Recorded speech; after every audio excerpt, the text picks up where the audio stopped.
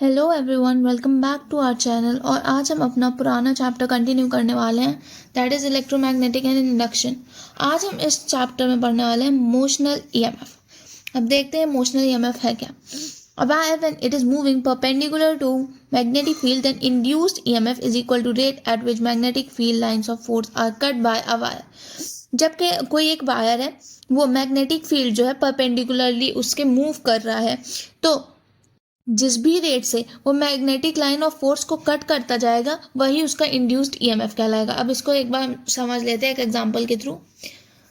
Let's suppose when a rod of length L is moving with v velocity and in a magnetic field,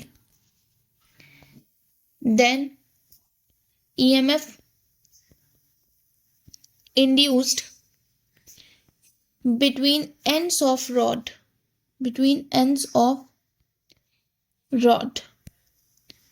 so मान लेते हैं कि ये है अपना रॉड, ठीक है, ये है अपना रॉड। अब मान लेते हैं मैग्नेटिक फील्ड है ऐसे अंदर की तरफ, ये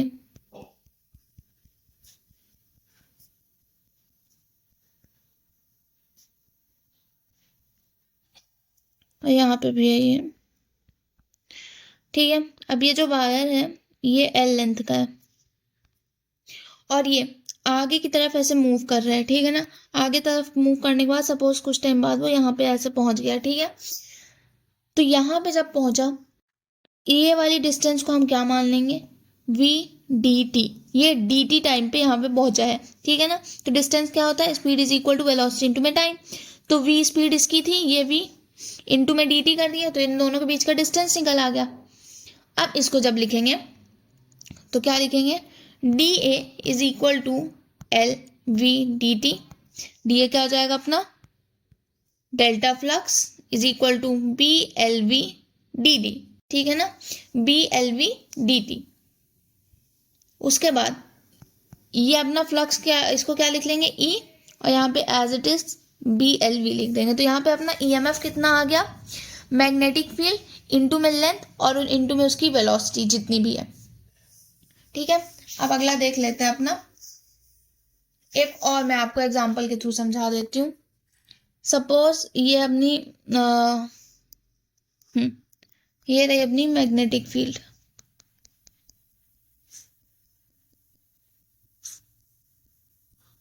ये रही अपनी मैग्नेटिक फील्ड, ठीक है। ये है एक अपने पास रॉड, ये है हमारा रॉड, ठीक है। अब ये जो रॉड है ये ऐसे, ये उसकी वी वेलोसिटी है, ये एंगल थीटा वो बना रहा है, ठीक है ना।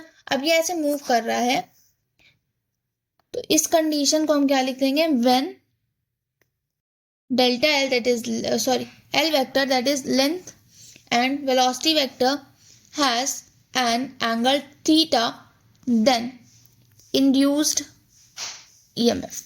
जब लेंथ और वेलोसिटी के बीच थीटा एंगल आ जाए तब इंड्यूस्ड ईएमएफ क्या लिखेंगे, E is equal to B V L sine theta. अब ये साइन थीटा कहाँ से आया, जो ये जो वी वेलोसिटी थी इसका परपेंडिकुलर कंपोनेंट लेंगे तो क्या आ जाएगा, वी साइन थीटा। तो हमको हमेशा लेंथ के परपेंडिकुलर वेलोसिटी को लेना है ना, तो यहाँ पे परपेंडिकुलर वी साइन थीटा आ रहा है, इसीलिए यहाँ पे क्या हो गया, B V L sine theta. Okay, अब कुछ और एग्जाम्पल देख लेते हैं इंपॉर्टेंट जो है। ये है सपोज अपनी एक बोल सकते हैं सेमी सर्कुलर रिंग जो वी वेलोसिटी से आगे जा रही है और मैग्नेटिक फील्ड जो है यहाँ अंदर की तरफ है।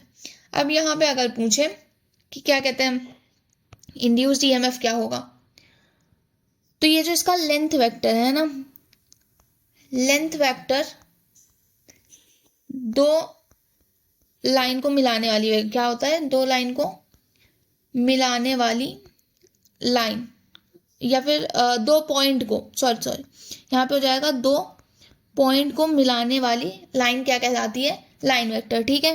तो यहाँ पे ये हो जाएगी लाइन वेक्टर, ओके। तो ये सपोज यहाँ पास से यहाँ तक आर था, यहाँ पास से यहाँ तक आर है, ठीक है। तो अब इसको कैसे मान लेंगे, यहाँ पे ये आर लेंगे, इतना पूरा ये लेंथ नहीं लेंगे, लेंथ की जगह हमको हमेशा देखो खाली इसमें नहीं है, अगर ये भी है ना, हमेशा हमको क्या लेना है, लेंथ वेक्टर लेना है, कंप्लीट लेंथ नहीं लेना है। लेंथ वेक्टर कहो या फिर शॉर्टेस्ट जो 2 पॉइंट का डिस्टेंस होगा उसको हमें लेना है। तो यहाँ पे जो लेंगे वो ऐसे परपेंडिकुलर चला जाएगा, ठीक है। आर था तो ये 2r की लेंथ हो जाएगी, और ये v वेलोसिटी से इधर जा रही, और मैग्नेटिक फील्ड अंदर की तरफ है। तो यहाँ पे क्या कहते हैं, यहाँ पे जो अपनी वो आ जाएगी, EMF आ जाएगा, सॉरी इंड्यूस्ड EMF जो आ जाएगा वो आ जाएगा BV इंटू में लेंथ 2r, ठीक है ना। या फिर इसको यही लिख दो कि 2BVR। ये बहुत ज़्यादा इंपॉर्टेंट है, वेरी इंपॉर्टेंट। तो अब एक ये क्वेश्चन देख लेते हैं हम लोग। A rod of length L is kept parallel to a long wire carrying current I, ठीक है।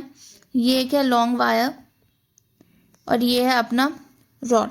It is moving away from the wire with velocity v. Find the induced EMF in the wire when the distance from long wire is x. Okay. अब ये एक long wire है, उससे ये rod जो है वो v वेलोसिटी से उससे दूर भाग रहा है, ठीक है ना। अभी उनके बीच में डिस्टेंस x है, तो यहाँ पे इंड्यूस्ड EMF क्या हो जाएगा, अपना इंड्यूस्ड EMF क्या होता है, BVL, है ना। b को हम यहाँ पे लिख लेंगे mu not I by 2 r की जगह हम यहाँ पे x लिख लेंगे, ठीक है ना। x क्या हो गया, इन दोनों के बीच की डिस्टेंस, तो ये आ जाएगा जब पैरेलली कोई क्या कहते हैं दूर है, मतलब कि कोई भी रॉड है या लॉन्ग वायर से इतने डिस्टेंस पे है, पूछा है, तब ये आएगा, ठीक है। एक और क्वेश्चन मैं आप लोग को बता देती हूँ, वो भी इम्पोर्टेंट था। Find EMF induced in the rod.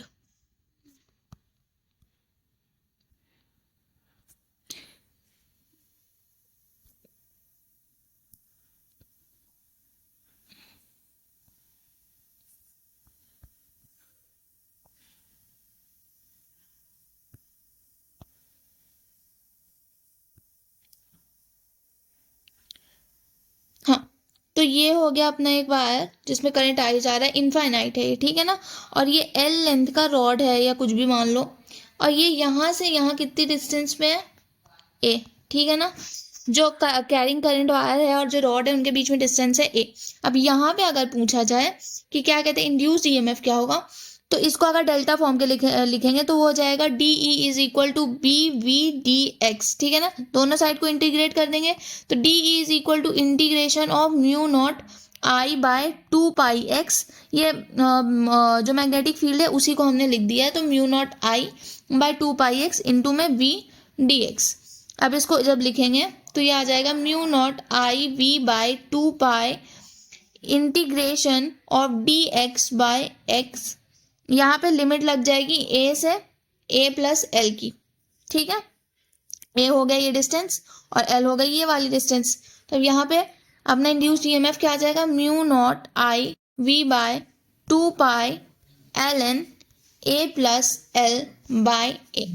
Okay, अब ये हो गया क्वेश्चन अपना। अब हम देख लेते हैं एक रोटेशन, इसमें क्या कहते हैं इंड्यूस्ड EMF में। अब ये रोटेशन क्या आ गया, स्टैक रोटेशन। अब इसमें सपोज ये है अपनी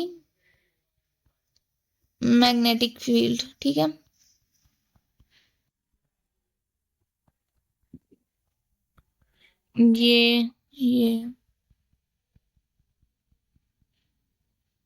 ये हो गई ना। अब यहाँ पे एक ये रॉड है अपना, ये रॉड है, इसका एक ये एलिमेंट हम लोग ले लेते हैं DX, ठीक है। ये एक पॉइंट के अबाउट ऐसे रोटेट हो रहा है ओमेगा वेलोसिटी से, और ये जो DX है ये एक्सिस से जहाँ से रोटेट हो रहा है वहाँ से x दूरी पे है, ओमेगा से रोटेट हो रहा है, और v इसका क्या आ जाएगा, x ओमेगा, है ना। x डिस्टेंस हो गई। या हमने उसमें क्या कहते हैं 11th क्लास में रोटेशनल मोशन में पढ़ा था कि v का रिलेशन क्या होता है, ओमेगा r, या फिर बोले तो v इज इक्वल टू, अब यहाँ पे r अपना x है तो यहाँ पे ओमेगा x आ जाएगा, है ना। तो अब यहाँ पे क्या करते हैं, consider a conducting rod of length L rotating in B magnetic field. Now EMF induced in small segment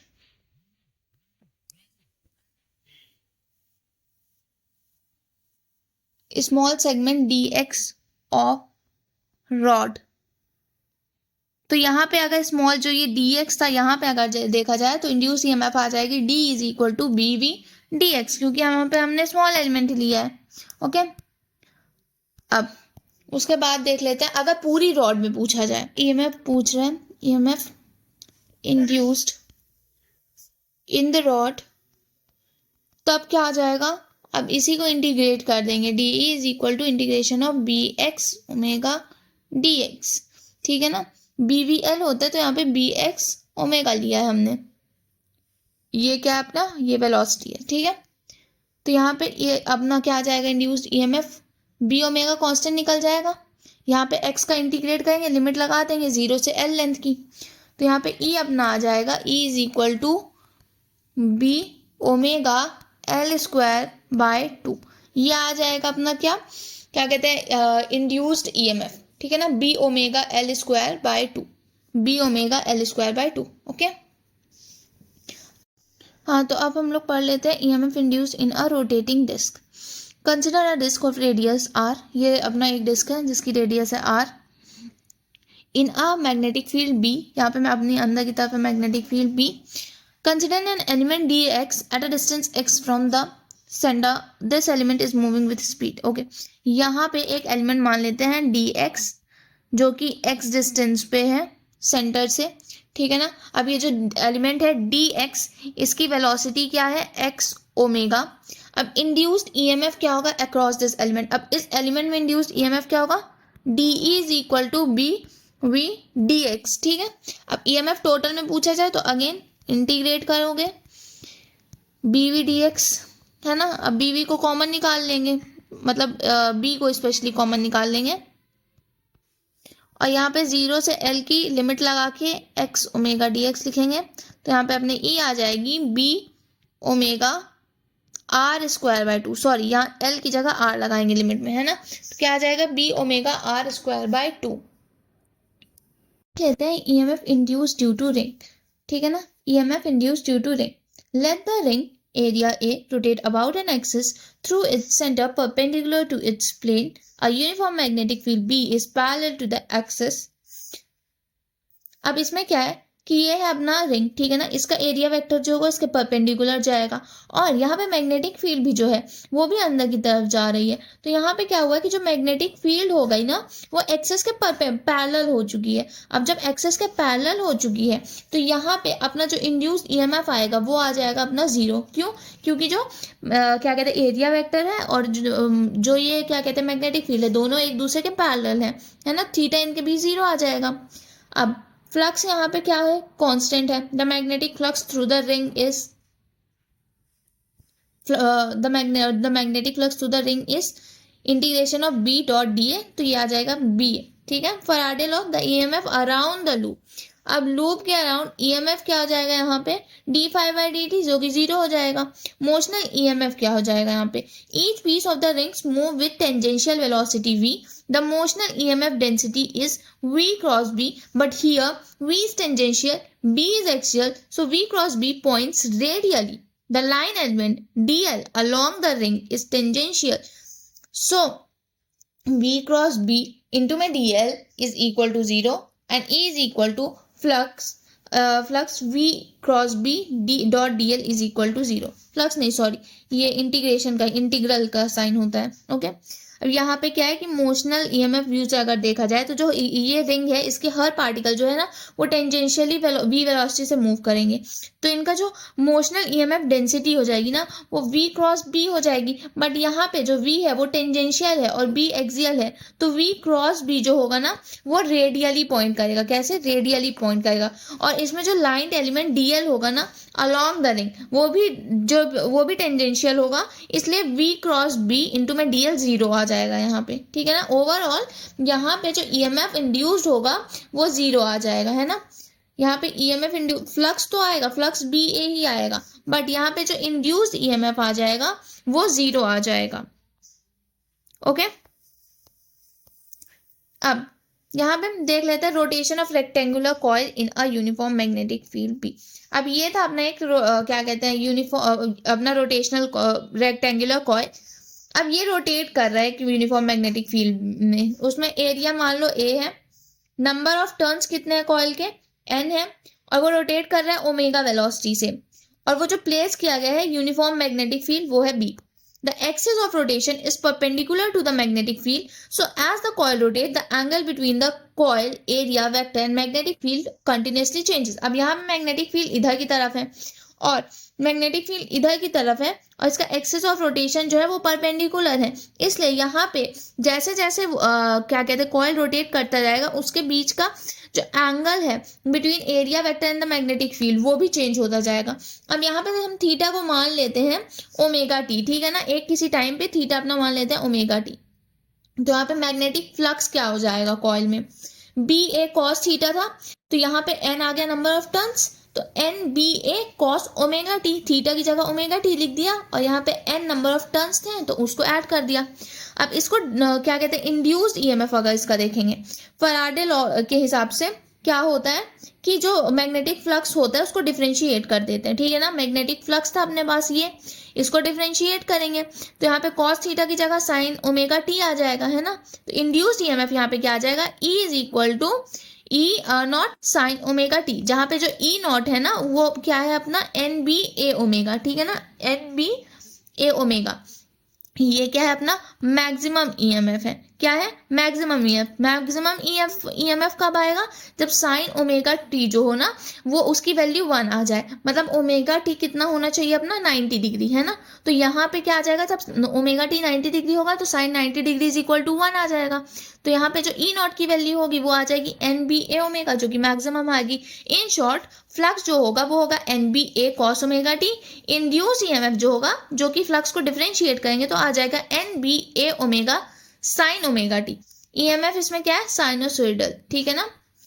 maximum value क्या होगी इंड्यूस्ड ईएमएफ की, मैक्सिमम वैल्यू होगी बी ए एन ओमेगा, है ना। अब अगर क्या कहते हैं मान लो टोटल रेजिस्टेंस है कॉइल का आर, ठीक है ना, उसके तब इंड्यूस्ड ईएमएफ क्या होता है वो देख लेते हैं। अगर टोटल रेजिस्टेंस है, करंट क्या होता है अपने पास I is equal to E by R, E मतलब वोल्टेज मान लो या फिर वोल्ट, तो ये अपने करंट का फॉर्मूला होता है जो करंट इलेक्ट्रिसिटी में देखा था। अब यहाँ पे जो ई है उसको हम क्या लिख सकते हैं, B A N omega sine omega T लिख सकते हैं। ऊपर अपना आया था इतना, ये हमारा आया था ना ये इंड्यूस्ड ईएमएफ, वही हमने यहाँ पे लिख दिया, इसको लिख सकते हैं ऐसे, है ना। तो अब यहाँ पे क्या कहते हैं, इसको ऐसे भी लिख सकते हैं, I is equal to I naught sine omega T, क्योंकि ये जो है ये हो गया अपना क्या हो गया, ये हो गया मैक्सिमम इंड्यूस्ड करंट, ये हो गया अपना मैक्सिमम इंड्यूस्ड करंट, ठीक है। तो बी ए एन ओमेगा को आई नॉट मान लेते हैं, तो ये क्या आ जाएगा, ये आ जाएगा आई नॉट साइन ओमेगा टी, जिसमें आई नॉट क्या है मैक्सिमम इंड्यूस्ड करंट, जिसको हम क्या लिखेंगे B A N omega R. Okay, so that's it for today. आगे का जो भी पोर्शन है वो नेक्स्ट लेक्चर में कवर करेंगे। Thank you for watching, bye bye.